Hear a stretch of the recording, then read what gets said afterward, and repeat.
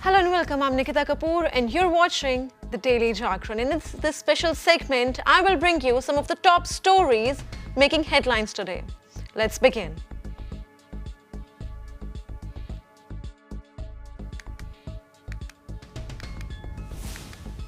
Growing unrest and a deepening political confrontation in the United States is unfolding as we speak in a move sparking outrage and constitutional debate. US President Donald Trump has banned the wearing of face masks at raging protests in Los Angeles and ordered law enforcement authorities to arrest protesters who violate the directive. This as tensions continue to rise in Los Angeles, where mass demonstration continues, triggered by aggressive federal immigration raids in the city known for its large Latino population. On Sunday, chaos erupted once again.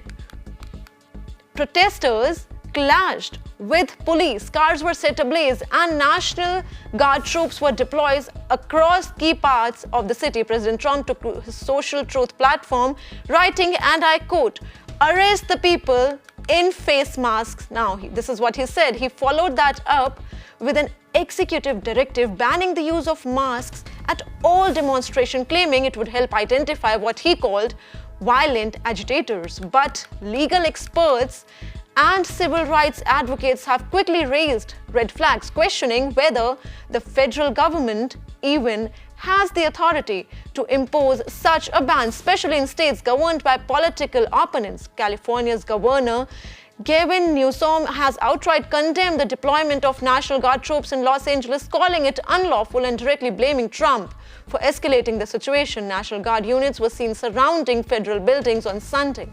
The violence has been unrelenting. Protesters, many of them masked, torched vehicles, scuffled with cops, and disrupted traffic in the heart of downtown Los Angeles. According to police, concrete blocks, bottles, and other objects were hurled at officers. Arrests were also made at the protest.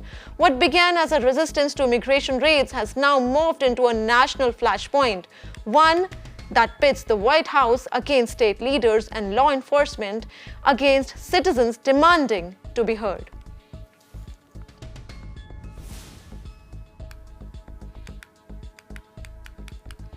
In a dramatic maritime standoff that is now making international headlines, climate activist Greta Thunberg, French politician Rima Hassan, and Game of Thrones actor Liam Cunningham are among several high-profile figures detained by Israeli officers aboard a humanitarian aid ship headed for Gaza. The vessel, named Madleen and sailing under a British flag, was intercepted by the Israeli Navy in the early hours of Monday morning in what Israeli authorities are calling a security operation. The ship was a part of a mission organized by the Freedom Flotilla Coalition, which has long opposed Israel's blockade of the Gaza Strip. The IDF confirmed that the vessel was stopped in international waters roughly around 2 a.m. local time before being towed to inside Israel. Before communication was cut off, the Freedom Flotilla Coalition managed to upload several videos from on board. In one clip, activists are seen sitting peacefully, hands raised, as Israeli naval forces board the vessel. Another shows the deck smeared with white paint-like substance, which activists claim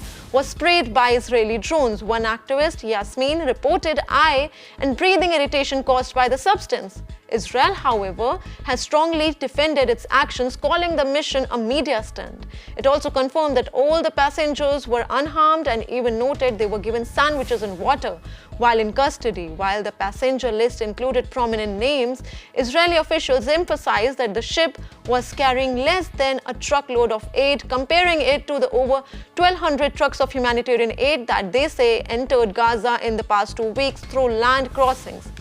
The incident, however, has sparked international outrage, with the Freedom Flotilla Coalition accusing Israel of violating international law and carrying out an act of aggression against unarmed civilians.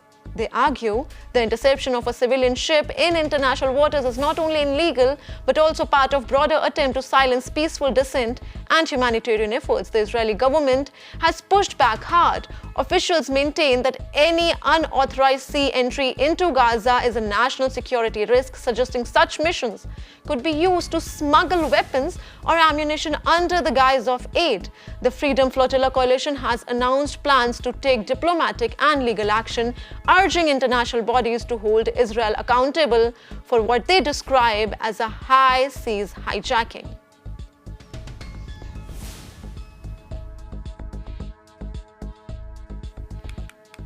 Another tragedy has unfolded on Mumbai's overcrowded local train network, this time claiming 4 lives and injuring 6 others. The incident took place this morning near Mumbai railway station in Thane district, a grim reminder of the daily dangers faced by lakhs of commuters in India's financial capital.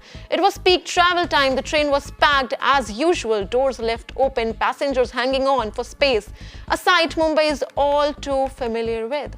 But this time, that routine scene turned deadly as the overcrowded local train moved along the Mumbai-Diva stretch. At least 10 passengers lost their balance and fell off the moving train.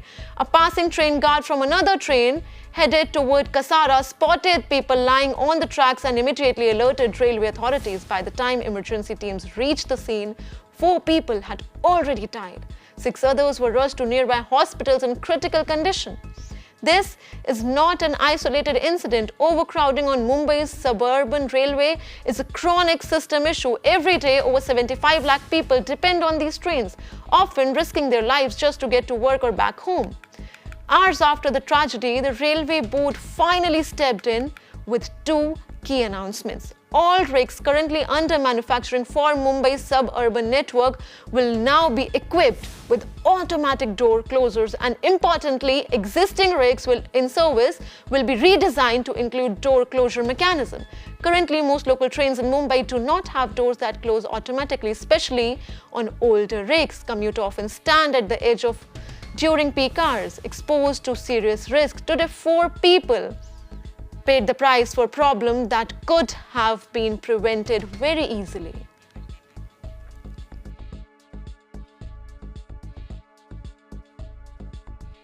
Karnataka Chief Minister Siddaramaiah has revealed that the government is considering relocating Bengaluru's International Cricket Stadium to prevent any unwanted incidents in the future. The Chief Minister said that the death of 11 people has deeply affected him, adding that the government is taking every possible step in the case. The remarks from Siddaramaiah came days after the stampede that killed 11 people during the victory celebrations of Royal Challengers Bangalore. Earlier on Saturday, a report citing a letter to the administration suggested that the police officials had warned the state government of a possible consequence on the day of the victory celebration. The police official had mentioned that the area lacked CCTV cameras, space, and police officials. Meanwhile, event management firm DNA Entertainment Networks and IPL franchise Royal Challengers Bengaluru have approached the Karnataka High Court seeking to cancel the police case against them over the fatal stampede at Chinnaswamy Stadium in Bengaluru.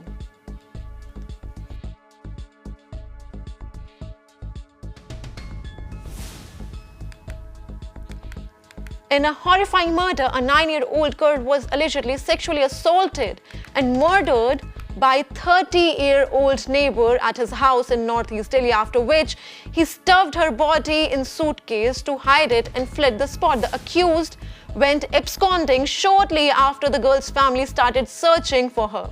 The gruesome crime has led to widespread outrage in the national capital, with the family members of the girl and locals staging a protest. The details of the crime will send chills down your spine. The girl, a class 5 student, left her house at around 7 p.m. to give ice to another relative who lives nearby. While on her way, the accused allegedly asked the girl to come to his house on the pretext of delivering his house keys, which had fallen on the road. Locals and her family allege that he deliberately thrown the keys to convince the girl to come to house alone around 7:30 p.m. When the girl did not return, the search began. A passerby has seen the girl going to the accused house. When the family reached accused house, it was locked. However, on entering, they found a suitcase on the floor, and in that suitcase was the body of the minor girl, with injury marks on her lips and face. After hours of the brutal crime, the search for the accused is still on.